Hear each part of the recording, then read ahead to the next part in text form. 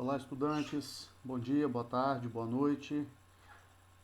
Aqui é o professor Kleber e eu trouxe essa apresentação para vocês, né, conversando com a professora Daniela durante nosso planejamento semanal para a nossa atividade síncrona das terças-feiras.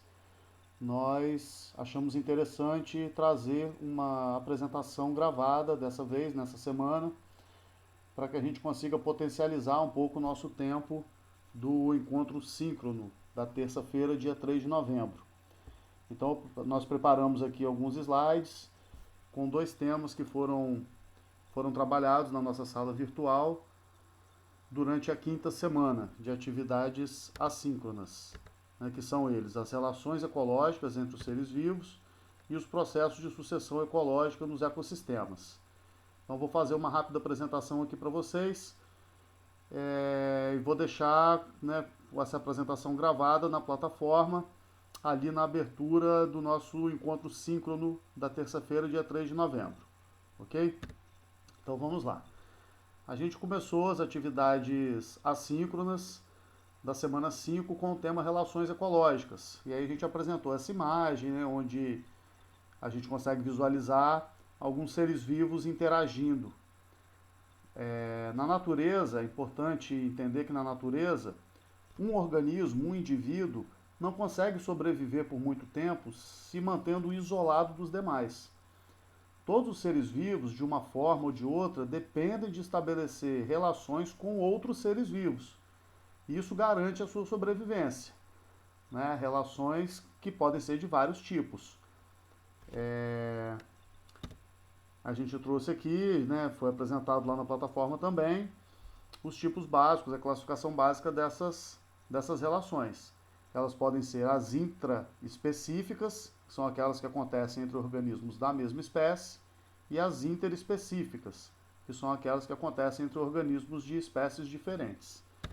E também existem as relações harmônicas, que são aquelas que não causam nenhum tipo de prejuízo aos indivíduos participantes, e as relações desarmônicas, que são aquelas em que algum dos indivíduos envolvidos vai ter algum tipo de prejuízo, de alguma forma ele vai ser prejudicado da ocorrência dessa relação.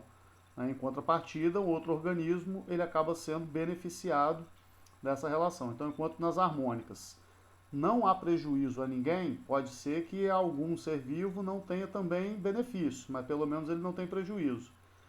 E na relação desarmônica, sempre uma parte envolvida vai acabar tendo algum tipo de prejuízo na relação. Aqui nesse slide a gente tem a classificação dessas relações, né, essa classificação pelo nome da relação, né, então nós temos aqui as relações intraespecíficas, harmônicas e desarmônicas. As principais delas são as harmônicas, a colônia, a sociedade, bactérias vivem em colônias, corais formam colônias, e as sociedades, como as formigas, os cupins, as abelhas, né, que vivem em sociedade. E as desarmônicas, o canibalismo, né, como a aranha viúva negra, algumas espécies de louva-a-Deus praticam o canibalismo quando se alimenta de outro da mesma espécie, e a competição, quando organismos de uma mesma espécie competem por algum tipo de recurso ambiental, né? Um recurso que pode ser um recurso alimentar, pode ser um local para esconderijo, um local de reprodução, até mesmo a competição por parceiros sexuais que acontecem entre indivíduos da mesma espécie. E aqui embaixo nós temos as relações interespecíficas, aquelas que acontecem entre organismos de espécies diferentes. As harmônicas, as principais delas, o mutualismo, quando os organismos vivem juntos em uma relação obrigatória, eles não conseguem mais viver separados, né? O processo de coevolução muitas vezes é responsável por estabelecimento de relações como aqui a gente observa nos líquens, né? Que são fungos e algas vivendo juntos numa relação obrigatória, né? Se a gente separa o fungo da alga, que forma o líquen, eles não conseguem sobreviver. E a relação harmônica do tipo comensalismo, né? quando uma espécie é beneficiada sem causar nenhum tipo de prejuízo à outra, como no caso do tubarão e da rêmora. Nas relações interespecíficas, a gente também tem as desarmônicas, o amensalismo, a competição, o parasitismo e o predatismo. Amensalismo, quando uma espécie produz algum tipo de substância que inibe o crescimento de outras ou que causa a morte de outras espécies que vivem ali. A competição, aqui se repete, aqui nós temos a competição intraespecífica e a competição interespecífica. Essa competição, por ser competição entre organismos de espécies diferentes, ela nunca vai ser uma competição por parceiros sexuais, como acontece aqui na intraespecífica. Mas ela pode também ser uma competição por recurso alimentar, por esconderijo, né, por locais para realizar a reprodução, competição por espaço, por água, né? Então existem várias formas de se competir no ambiente. Parasitismo, quando a gente tem uma espécie que sobrevive às custas de outra espécie, prejudicando, né, o seu hospedeiro. Aqui a gente tem a relação do parasita com o hospedeiro. Muitas relações de parasitismo acabam levando o hospedeiro à morte, mas naturalmente não é a intenção do parasita causar a morte do seu hospedeiro.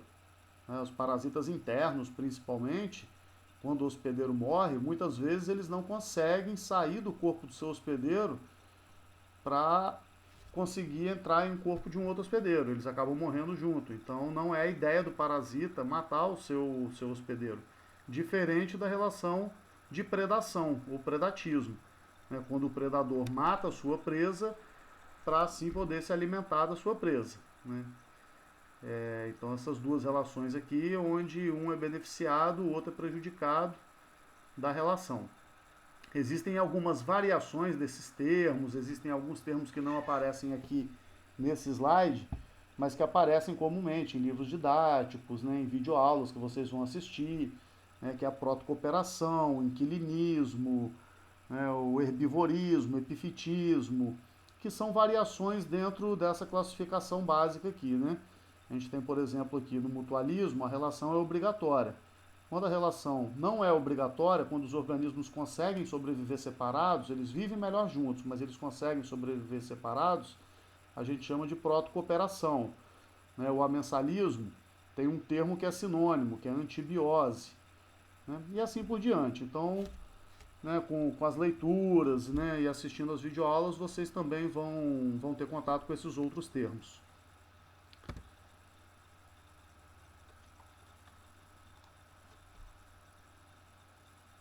Vou mostrar aqui agora um slide, depois que passar aqui,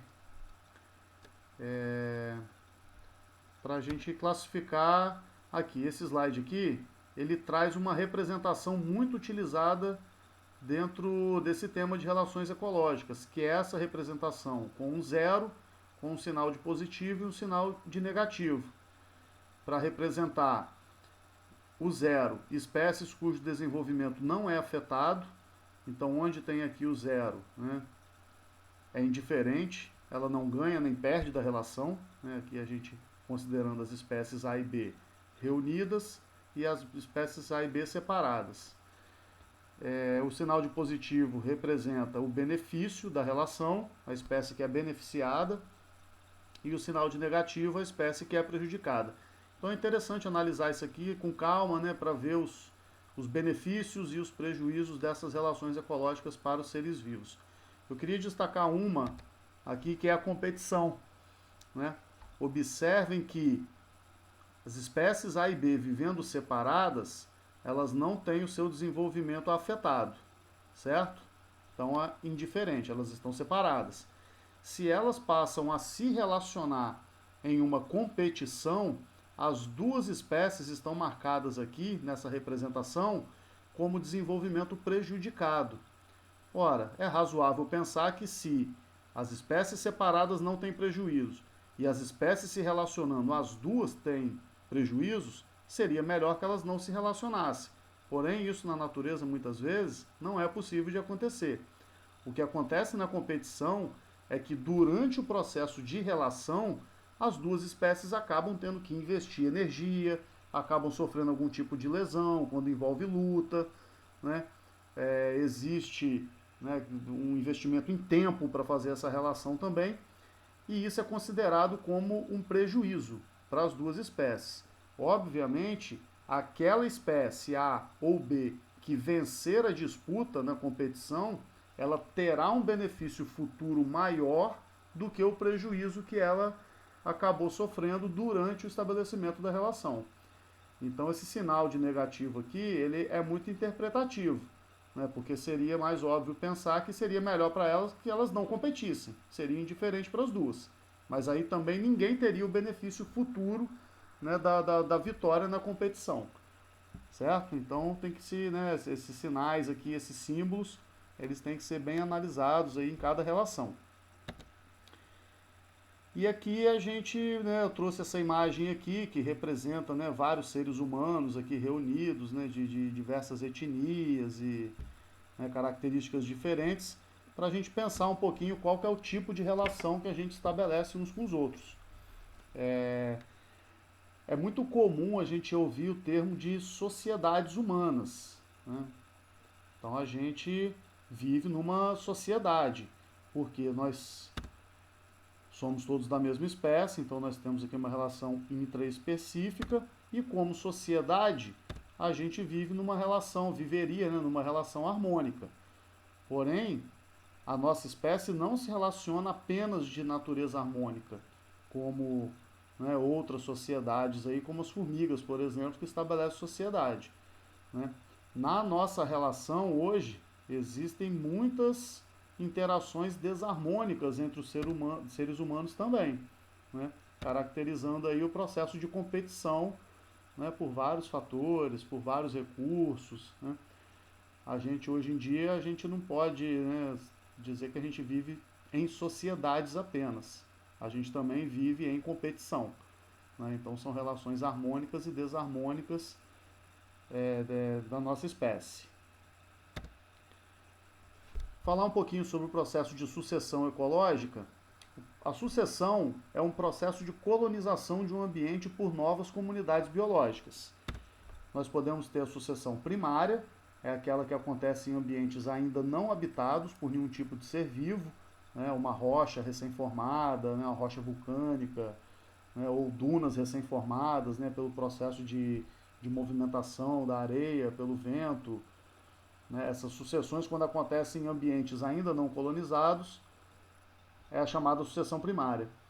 E a sucessão, quando acontece em ambientes que já foram colonizados e de alguma forma foram degradados, seja por processo natural ou causado por ação humana, processo antrópico, essa é chamada sucessão secundária. Quando já houve uma colonização anterior, aquele ambiente foi de alguma forma degradado e acontece um processo de colonização por novas espécies, por novas comunidades biológicas. Então aí nós temos a sucessão secundária.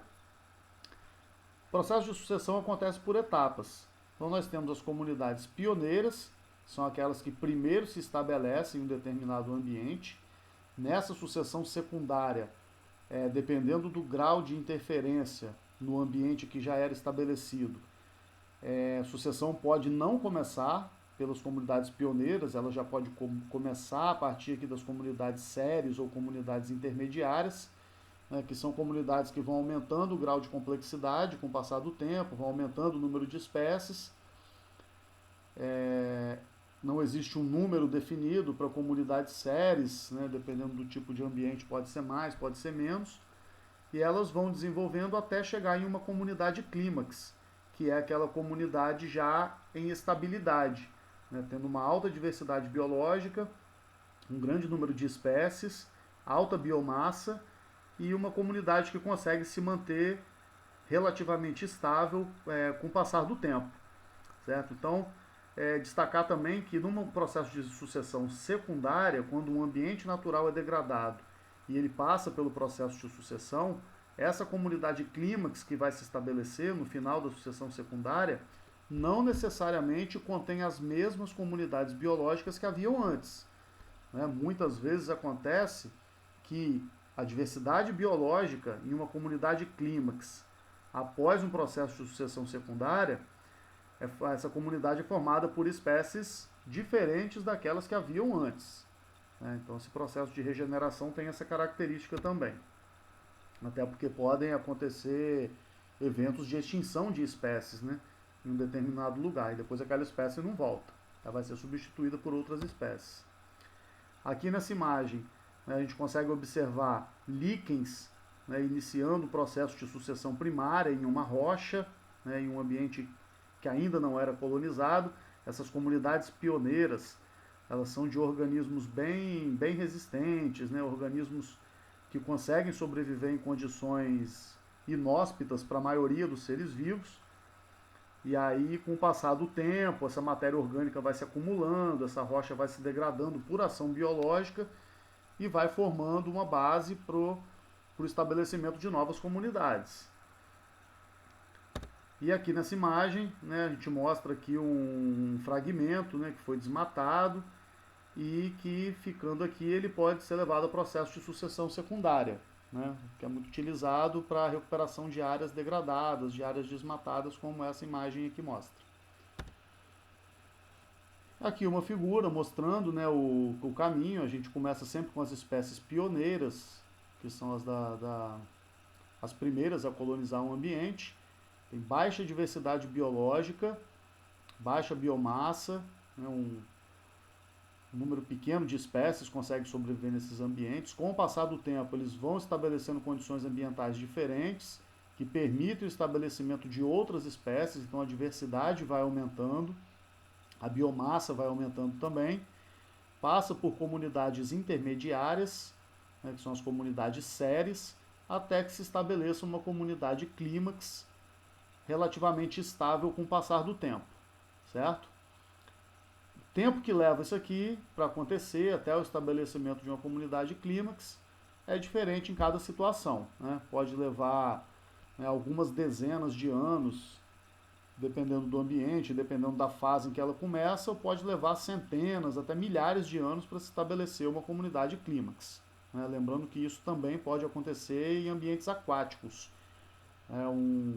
Um rio que recebe uma fonte de poluição e tem a sua comunidade biológica afetada, no seu curso, quando essa introdução de uma poluição, quando ela termina ou quando ela, né, sofre o processo de autodepuração, a comunidade ela vai se reestabelecendo e não necessariamente volta a ser a mesma do que era antes. Aqui eu trouxe também uma imagem que mostra um exemplo de sucessão em um lago, né, os ambientes lacustres, né, lagos, lagoas, principalmente esses que não se comunicam, né, com o mar, que são as lagunas, eles têm um processo interessante de sucessão. Eles começam a sua colonização por meio do fitoplâncton, o estabelecimento do zooplâncton depois, né, que eles vão morrendo, vai acumulando matéria orgânica, nutrientes na água, né, pequenos vegetais começam a se enraizar e vão provocando aqui a modificação dessa parte subterrânea. E o lago, né, as lagoas, elas têm a característica de receber muito sedimento, né, da parte externa, e até mesmo a formação de sedimento internamente, por ação aqui das plantas, né, e dos animais nesse ecossistema. E com o passar do tempo, a tendência é que esse lago ele vai virando um pântano, né, ele vai perdendo profundidade, acumulando material aqui no seu fundo, né, tanto de origem externa quanto de própria origem interna, até que ele finalmente se transforme num ambiente terrestre. Então, quando a gente vê um lago, uma lagoa, a gente não pensa, né, que daqui a algum tempo, às vezes isso leva centenas de anos ou milhares de anos, mas aquele lago, a tendência dele é desaparecer. Acontece que em muitos locais, os lagos e lagoas são utilizados para recreação dos seres humanos, né, como locais de balneabilidade. Então existe muita interferência humana para não deixar isso acontecer, né, o processo de urbanização e humanização de lagos e lagoas para uso recreativo dos seres humanos. Na natureza normalmente acontece isso, né, mas em muitos lugares a gente não deixa acontecer, certo? Então, pessoal, a ideia, né, dessa aula foi realmente a gente adiantar um pouco aí essa parte, né, para a gente encerrar essa parte de relações ecológicas e processo da sucessão. Né? A semana continua aberta, vocês podem postar lá nos fóruns de dúvidas. Todos os exemplos, imagens, né, dessas relações estão lá nas videoaulas disponibilizadas e no livro digital também, lá do livro do Amabis, que a gente está usando como livro-texto. Está feito o link lá dentro do livro digital, na seção para saber mais. É feito o link lá com o nosso livro-texto que a gente está utilizando e lá existem, né, todas as informações, né, e todas as condições para vocês aprofundarem essas leituras também. A gente fica à disposição para tirar qualquer dúvida pela plataforma e a gente se encontra na próxima terça-feira, né, nos horários determinados aí de cada turma. Um abraço a todos e uma boa semana para vocês.